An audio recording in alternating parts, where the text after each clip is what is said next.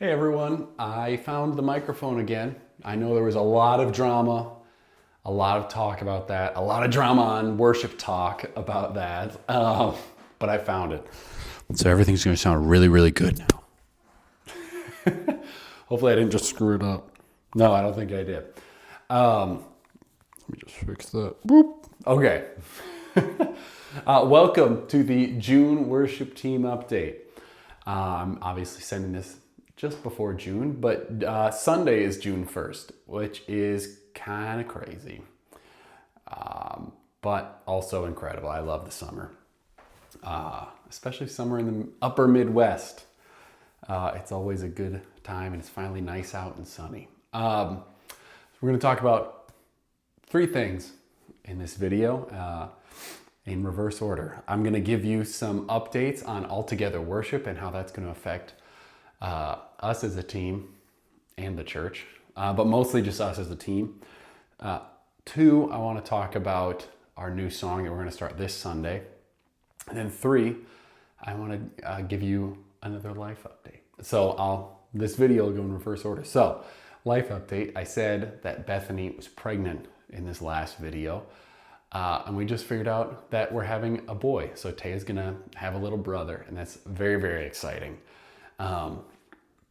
And I keep asking Taya, Taya, what should we name your little brother? She says, Girl. And I tell her, no, I don't think that's an appropriate name for a boy. So we'll see. She'll understand it eventually. But it's pretty fun. So two, the new song we're doing, if you follow our Spotify playlist, the top 30, which I always link in these team videos, and I believe it's on our website in the footer. But this song's been on there for a little bit. This song is called Love of God. It's by Brandon Lake and Phil Wickham.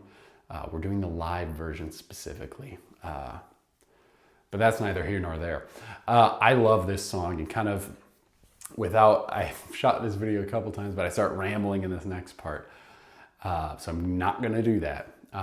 But kind of one of the things I've been thinking a lot about recently, and especially since starting seminary, is just how there is such a vast chasm between God and how good He is, and what our original parents, Adam and Eve, when they chose to sin, kind of the gulf that we as humanity created between God and us. But yet He continues, even though if it was like me, I can be pretty decisive. So if somebody I feel like has wronged me, it's easy for me to be like, we're done.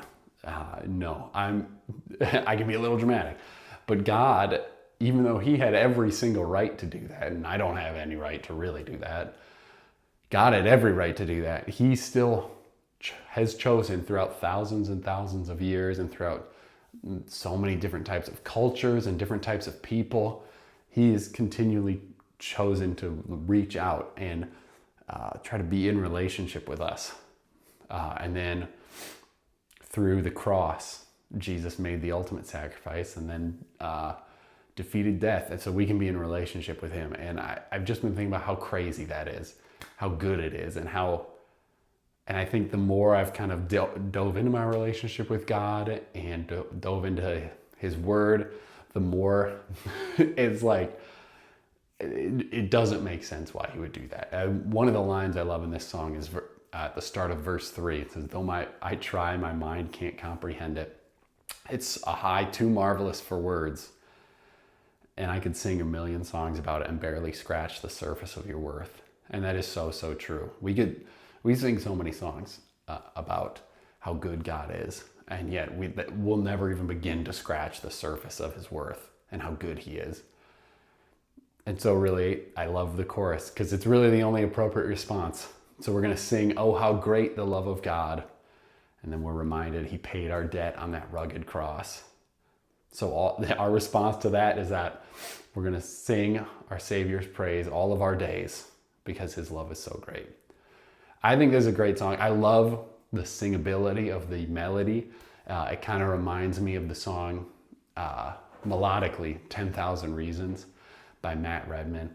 So I think this song is a real, I don't know, but I think this song is a real chance to really speak to people and minister to people. So I'm very excited about that. Okay, I still rambled there, but it was a lot shorter than my other ones. You should see the other ones, but you actually should, because you get a little bored out of your gourd. Okay, so All Together Worship this summer. We take these dates with a tiny grain of salt. We've been kind of saying behind the scenes, a lot of these plans are wet cement. So we're still kind of moving things, but the closer we get, the more firm these plans are. So as of right now, we are planning to start All Together Worship on June 29th at Fulton Heights. So we are going to have 2 worship experiences at 9:15 and 10:45 at Fulton Heights. Obviously, that means that we need to move our rehearsal time. And last time I sent out a survey and a ton of you responded.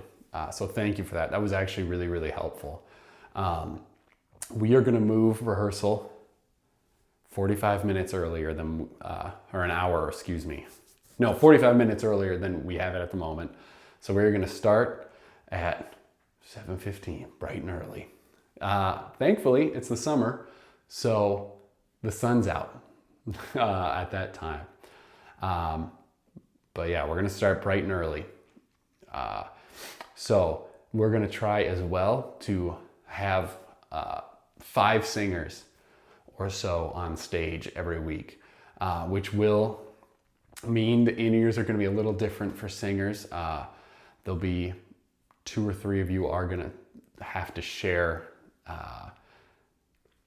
your signal. So it will be a little different, but I'm very excited because I think this is going to give a lot more opportunities for us to have singers. So one of the things I do want to remind you of is that, hey, if you're on stage, if you're in the production booth, if you're in the broadcast room, you are leading worship, regardless of how primary in the mix you are, because you're modeling for how we lead worship or how we are supposed to worship and respond to God's goodness. And I just think that's an awesome responsibility. Awesome in that it's incredible that we get to do that, and awesome in that it's like, oh, this is really weighty. So yeah, there's that. So in light of some of these schedule changes, please add your blockout dates. That is going to be so helpful for Eliza and I, and really you, because you're not going to get texts and emails from us being like, hey, can you do this? Can you do this? So there's that. And as well, I didn't have this in my notes, but we are working on a team night. Matt Camp has some really awesome ideas for stuff. I can't talk in details yet, but let's just say mini golf is going to be involved. And this will probably happen in August. This will happen in August at some point. But get ready. It's going to be super fun. Matt's crushing it. He's got some awesome ideas. So I'm very excited about that. Yeah, that's all I've got. Y'all are great. Enjoy your summer. I hope you enjoyed Memorial Day weekend. Y'all, this is going to be an awesome summer. One of the things I'm most looking forward to is just how many cars are going to be going at Fulton Heights when we're doing All Together, and how many people are there. I think it's going to be, I don't know for sure, but it's going to be the most people, or close to the most people, that have ever consistently attended church at that building. And I think people in the neighborhood are going to see all this activity happening, and they're going to be like, what is happening there? Something must be happening. I gotta see what's up. And I think that's going to be a lot of people's first exposure to church and Jesus. So I'm really looking forward to this, y'all. Really, really looking forward to this. I'll probably send out another video as well as we get closer to the time, just so that we can keep things clearly communicating. But be on the lookout, because the week leading up to January 29, I'm gonna need some help moving broadcast stuff. So I'll make things really clear, and it'll be obvious what you do. So you don't need to know anything about production or anything or broadcast to help out. But yeah, I really appreciate y'all. I think I say it most every video, but I don't say it enough. I love serving with y'all, and it's an honor and a privilege to be doing this, especially with y'all. So let's keep crushing it. Rock and roll.